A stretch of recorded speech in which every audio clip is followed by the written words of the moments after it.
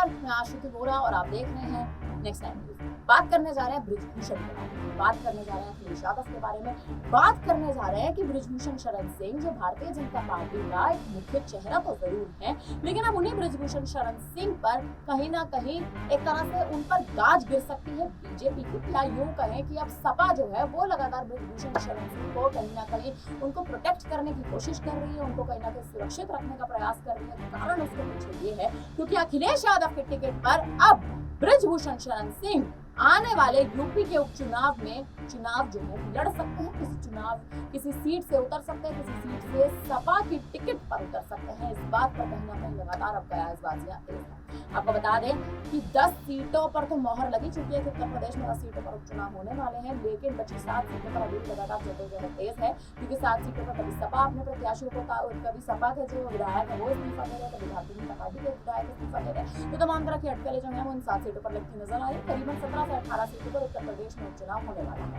लेकिन इसी बीच बृजभूषण शरण सिंह बीजेपी का पाला छोड़ सकते हैं, बीजेपी से पाला बदल के सपा में शामिल हो सकते हैं, इसके भी कयास लगातार लगाए जा रहे हैं। आपको बता दें कि बृजभूषण शरण सिंह का भारतीय जनता पार्टी ने टिकट काट दिया था, केसरगंज की सीट से उनका टिकट काटा गया और टिकट काटने के बाद ही उनके बेटे करण भूषण सिंह को चुनावी मैदान में उतारा गया। लेकिन करण भूषण सिंह केसरगंज की सीट से चुनावी मैदान में उतरे, जीत दर्ज की, वहां से सांसद भी बन गए, लेकिन सांसद की शपथ लेते सदन में नजर नहीं आए। कारण यह है क्योंकि बीजेपी आला कमान करण भूषण सिंह को कहीं ना कहीं छुपा कर रखना चाहता है, कहीं ना कहीं दबा कर रखना चाहता है, और इसका कहीं ना कहीं पूरा का पूरा प्रभाव, अहम प्रभाव जो है वो बृजभूषण शरण सिंह पर पड़ता साफ तौर पर नजर आ रहा है। बृजभूषण शरण सिंह राजनीति का वो बड़ा नाम है कि जब भारतीय जनता पार्टी की एक तरह से नींव संभालने के लिए, बीजेपी की कमान संभालने की, तो बृजभूषण शरण सिंह के हाथों में बीजेपी की कमान कहीं ना कहीं एक तरह से बीजेपी आला कमान ने सौंप दी। केसरगंज से सांसद के पद पर बने हुए थे, लेकिन इस बार बीजेपी ने टिकट काटा यौन शोषण के मामले के चलते बृजभूषण शरण सिंह और उनके बेटे करण को टिकट दिया गया,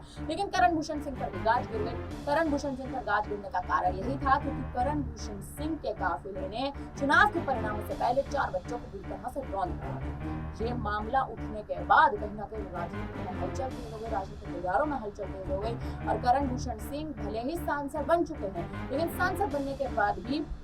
उन पर कहीं ना कहीं मुसीबतों का पहाड़ गिर रखा है। बृजभूषण शरण सिंह को अब अखिलेश यादव लगातार उनसे बातचीत करने का प्रयास कर रहे हैं, उनसे संपर्क बनाने का प्रयास कर रहे हैं, और बृजभूषण शरण सिंह अखिलेश यादव के टिकट पर, सपा के टिकट पर अखिलेश यादव की ओर से किसी